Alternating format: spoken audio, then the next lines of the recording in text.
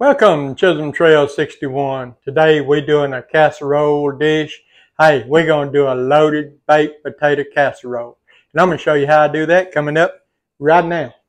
Okay, the first thing you're going to need for your loaded baked potato casserole is about 15 of the small little golden potatoes. And what I'm doing, I'm just taking, I got a 9x13 casserole dish that I sprayed lightly with cooking spray. I'm just taking and cutting them half in two and then setting them with a cut side up right into the 9x13 pan.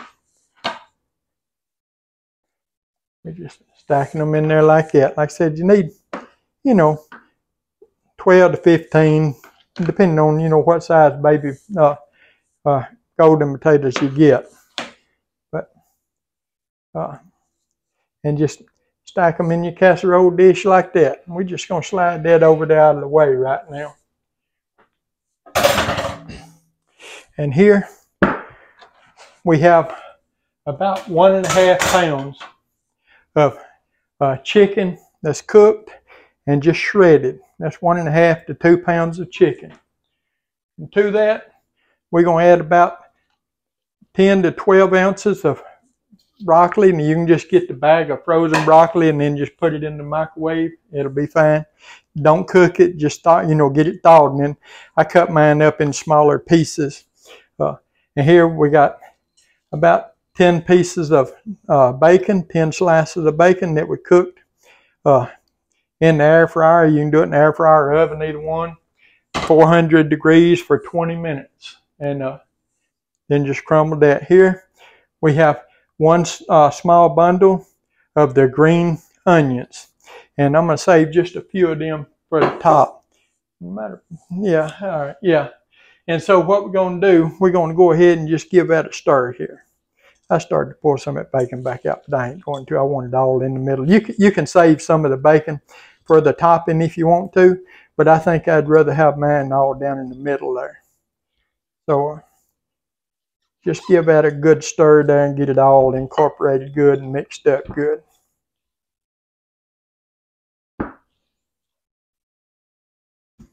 That's looking pretty good there. We're going to set that over to the side there. Get that other broccoli leaf off of it there. And then in this bowl here, we're going to take 16 ounces of sour cream. It doesn't matter what brand sour cream you use. Just 16 ounces of sour cream.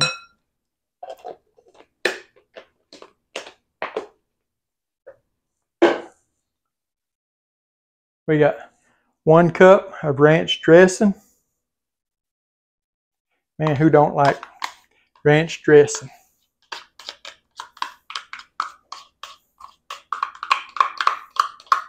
If you ain't eat ranch dressing on your loaded baked potato, you ain't eat a loaded baked potato.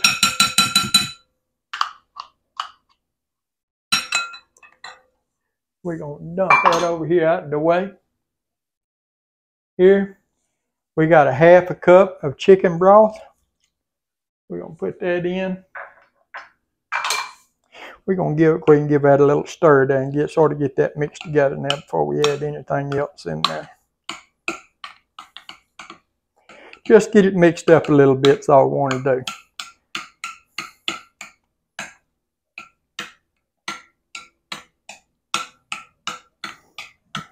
do. Yeah.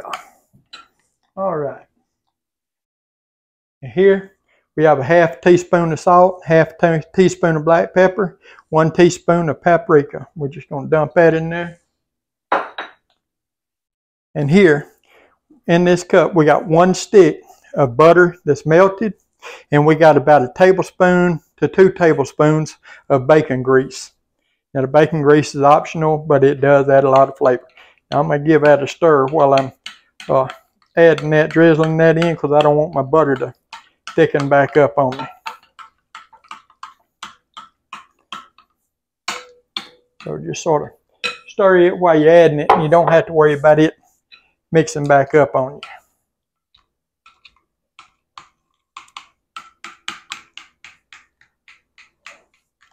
Just get it all incorporated good.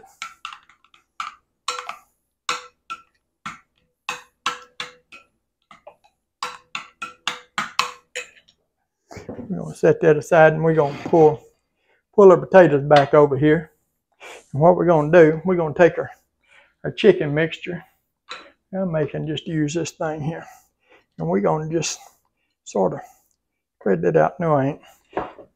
The recipe says put that in there like that and then add this on top. But I tell you what I'm going to do. I'm going to mix it all together because I believe I'd rather have it all mixed together out here so I'll know it's mixed good. Because I may not get it mixed good in that little old number 13 casserole dish.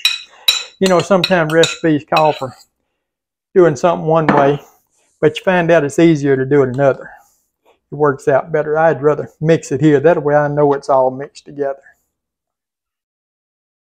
But if you follow the recipe would say, add your chicken mixture, then pour your wet mixture, you know, your sour cream mixture, over your chicken in a dish. But I want mine mixed together really well, so I'm going to do it like this, and you do it how you want to do it. You know, your kitchen, your rules, right?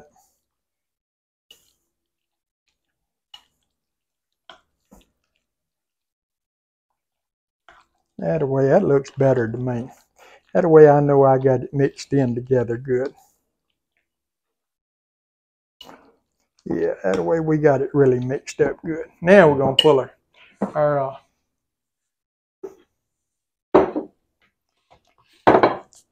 potatoes back over here in our 9x13 dish. And we're just going to put this out on top of it here. Just spread it out over the top. I'm going to put some down through here and then I'll come back along and spread it out. We just want to get it covered there. And we want to get all that goodness out of there.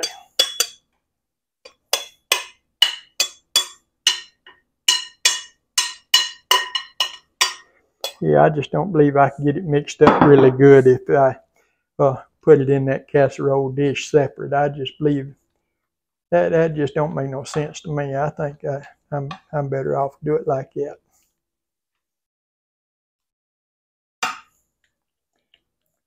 Man, I can tell this is going to be good already. What you talking about?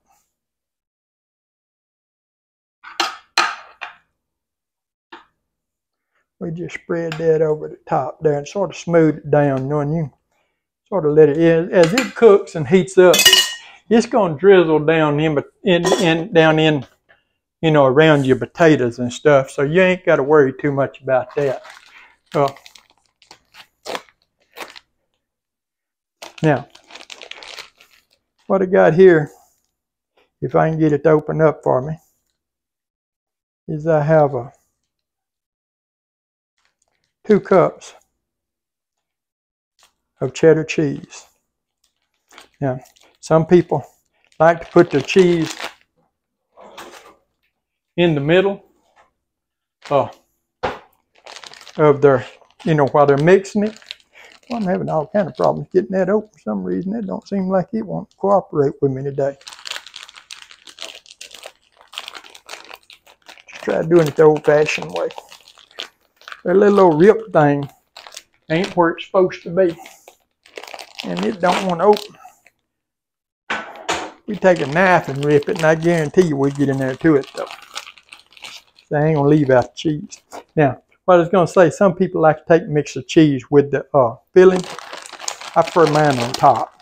You take and mix about a half cup in the filling, and then about a cup in the filling and a cup on the top. But I like to get me a good, real good coating here on the top.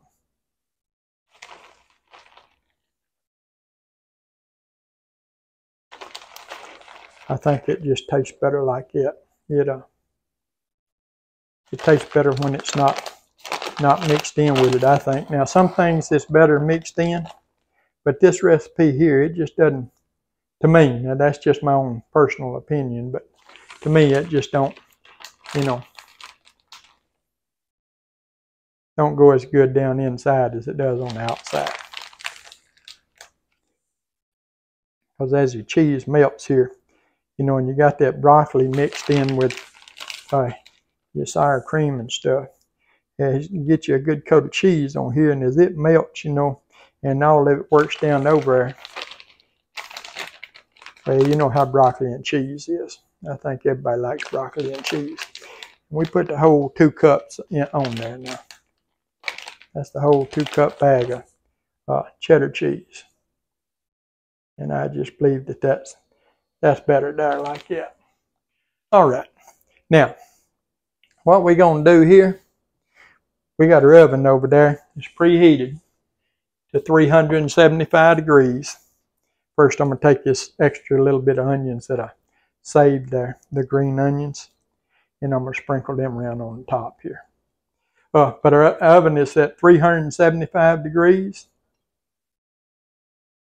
We're going to put this in for about 30 minutes, 20, 30 minutes till our cheese is completely melted. And, you know, once our cheese gets melted good and everything comes together good, then we'll take it out, let it set for about 20 minutes, and we'll bring you back. We're going to dig into it and see what it looks like on the inside. Okay, we got our loaded baked potato casserole out of the oven there, and been setting about 20 minutes. We kept it in the oven 375 for 20 minutes. Of course, everything in it was already cooked because, you know, what we had everything cooked before we ever started it. So we didn't have to worry. All we had to do was just melt the cheese and stuff. We're going to get us some out here. Dip us some out, and we're going to give it a taste. Man, does that look good or what? Son.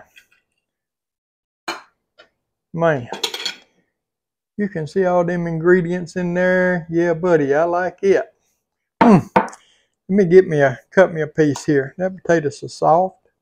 I want some of that cheese and onion, and chicken and bacon and the whole 9 yards. Let's see what it tastes like.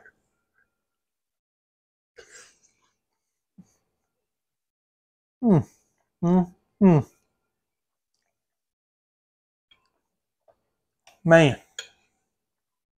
Hey, y'all have got to try this recipe. Hey, that is the best loaded baked potato I ever eat.